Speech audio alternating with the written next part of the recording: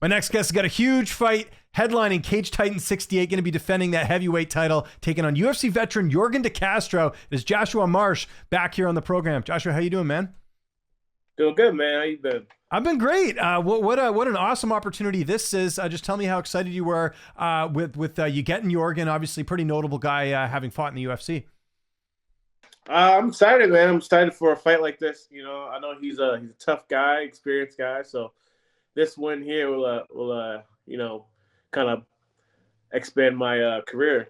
You know, hopefully get to the next level. Yeah, I'd agree with that. How did this all come together? Like, were there different opponents in the mix, or was it always Yorgan? Tell me how this fight came together, and how much notice did you get?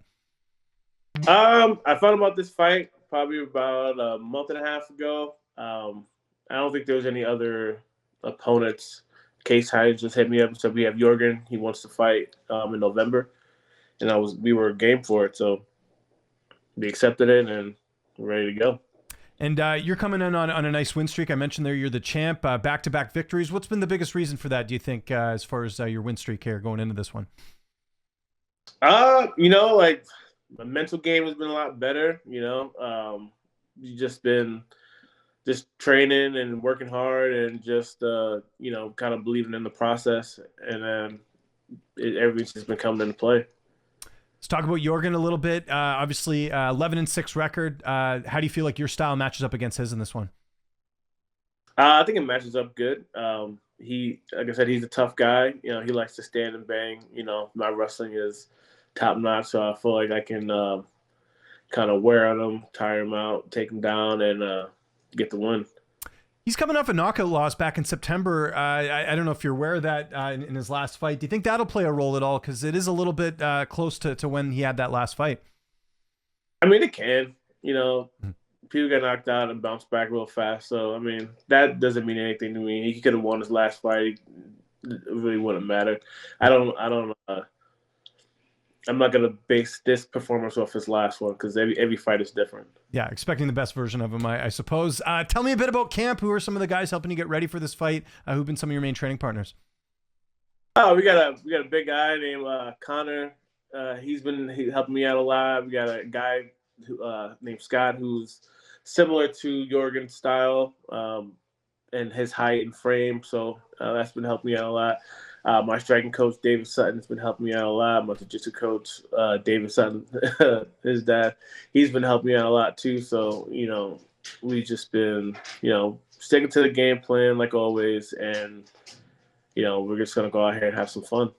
I know you haven't fought in a little while, and I know it's tough to get opponents, I'm sure. Well, when it comes to heavyweights, I'm sure there's not a lot of guys lining up to fight you. How has the layoff been sort of heading into this? I know you're in the gym all the time, but, how are you sort of dealing with the fact you haven't fought since last year? Well, that kind of does suck, not only fighting like once a year, but I was supposed to have a fight in September in Kentucky, and the week before the fight, my opponent backed out, so that's kind of a terrible situation, but we just keep training. We're always prepared. Stay ready so I don't have to get ready. For sure. Your corner, what will that look like? Who's going to be in the cage with you? David Sutton, my jiu-jitsu coach. His son David Sutton is my striking coach, and Seth Brown, who's also another striking coach. And I don't think this fight's hitting the scorecards, but I got to ask anyways, how do you see this fight unfolding coming up here in the main event of Cage Titans 68? I see me getting the win. However that happens, that happens. I don't see it going to the scorecards either. I don't. So either someone's getting knocked out or someone's getting submitted, and it won't be me. And I don't think people realize you fought a lot of big names already in your career. I mean, I mentioned Yorgan's been in the UFC, but I mean, you fought, Chris Daukaus, you fought Josh Silveria, who obviously has had a lot of success over there in PFL. How much will that play a role in this? Because, oftentimes when a fighter gets a, UFC vet, experience can be a thing, but it seems like you've sort of been battle tested. Yeah, like I've never shied away from competition. I always wanted to fight the top guys or the best guys ever since I was an amateur. So this isn't going to be any different than any other person I've ever fought before. I don't think he's ever fought anyone like me. I feel like I fought plenty of guys his similar style, his body type. I don't think he's ever really fought someone like me. So I think that'll play a big factor in this. Do you think the pressure's more on him just because he's been in the UFC already? I mean, you get a win here. I think that's, going to set some really nice things up for you. But for him, he's coming off a loss. Do you think there's more pressure on him than you in this fight? Definitely. I don't really. I never feel like I have any pressure on me. Mm-hmm. I mean, I go into each fight clear-headed, as in, I'm looking at this fight and this fight only. So I never have any pressure on me. I'm sure maybe there's pressure on him to try to get back in the UFC or get back into a bigger promotion. He's been there before and he's trying to get back to it. I've never been there, so I'm just trying to get this win, and we'll see what happens after that. Do you think it's possible, you getting this win here, that you could get, a big opportunity like the UFC, just because of the fact that that's sort of one of the big catalysts is if you beat a UFC vet, the UFC tends to take notice of that? I hope so, because I've seen situations where guys get these big wins and they still don't get the call. So I hope and I pray once I get this win and I'll get the call. And it must, you must also think of the fact too, like if you look at heavyweight in the UFC, you're actually a pretty young fighter for the weight class. We're getting guys, I mean, we got the heavyweight title fight coming up with two guys who are close to 40, right? Yeah. I mean, I'm still my later or earlier at 30. So hopefully we'll see. I mean, I feel like I would fit perfectly in that situation. I think there's a lot of guys in the UFC that I could beat now. So we'll see. Yeah, I'd say so too. Tell me a bit about downtime. I know obviously you're busy doing the training and preparing for this big fight, but what else you got going on for work and family and all that stuff? What else is going on with you these days? I live a pretty boring life, man. I go to work, I come home, I got my dogs and my fiance and our son. So downtime is just it's just family time, just relaxing.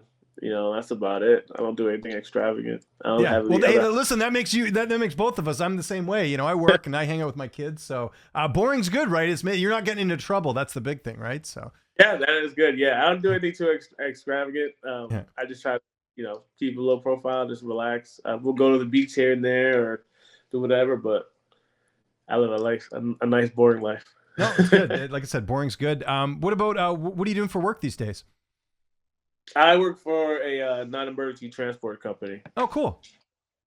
So what specifically do you just do you work at the warehouse, or are you on the road? What do you? No. So non-emergency. So I transport patients from if they get discharged. Or gotcha. Okay. For some reason when you said transportation, I thought like a company that transports stuff. So yeah, I got confused there. So that could be a little stressful, right? Like do that line of work just because you're dealing with with people, right? Yeah, it does here and there, especially if you get a patient who has dementia and they don't really know what's going on. Mm-hmm. So you're constantly repeating yourself and constantly let them know where they're going. Like you're going to a rehab, I've never been there. And it's that's where you just came from, actually. Mm-hmm. So I get that a lot. We do a lot of Baker acts too, guys who are or people who are just kind of a little agitated, or they get a little crazy sometimes, and we still have to bring them to their facility. So it can get stressful, but I'm a pretty patient person, so I get it. Yeah. Well, and listen, people try and hit you or something. It's I kind of do this really important thing on the side called fighting. So might want to watch that a little bit. So, but the reason I asked too is because obviously fighting's a very stressful sport. You win, you lose. You got all these people watching you fight, and you lose. Everyone thinks you're terrible. You win, you get all the the praise, but then obviously fans are very short, short memories, so to speak. So I imagine that line of work, does that almost make fighting a bit easier? With some of the stuff you have to deal with at work? Sometimes, yeah. Yeah, it is, because not too much I have to think about when I'm fighting. I got to think about myself, the safety of the patient, and so there's a lot to think about and a lot to deal with. But yeah, fighting definitely just comes a lot easier sometimes. There you go, putting things in perspective. I can't wait for this fight. Cage Titan 68, November 9th. If you're in the area, go get some tickets. But more importantly, Spectation Sports is your home if you want to watch this live. So check that out. Jahsua, thanks so much for doing this, man. I know it's been a while since we've done an interview, but better late than never for this huge fight. If there's anyone you want to thank, any sponsors, any social media you want to mention, I'll give you the last word. Shout out to my coaches, David Sutton, and Seth Brown. Shout out to the gym, Hotbox MMA, Carlson Gracie Jr., Melbourne. Shout out to 317 Bail Bondsman. Shout out to Zach Hilton, Burger. Shout out to the Burger Inn, and any other sponsors that I can't think of right now. Shout out to you guys. Love you guys. Shout out to the fans. You guys are all appreciated.